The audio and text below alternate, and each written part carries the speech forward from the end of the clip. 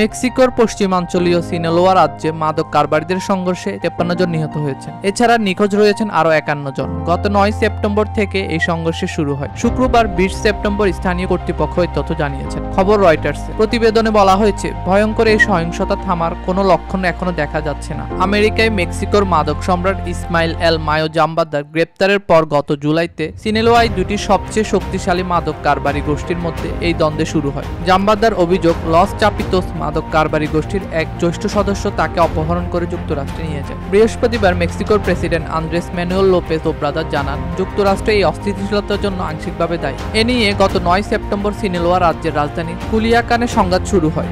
এর কারণে রাজ্যটিতে school, restaurant ও shopping mall কিছুদিন বন্ধ রাখা হয়েছে। শুক্রবার রাজ্যটির গভর্নর রোবেন রোচা মোয়া বলেন, সহিংসতার ঘটনায় 40 জনের বেশি ব্যক্তিকে গ্রেপ্তার করা হয়েছে। পুরো সিনালোয়া রাজ্য জুড়ে 5000 খাবার প্যাকেজ বিতরণ করা হয়েছে।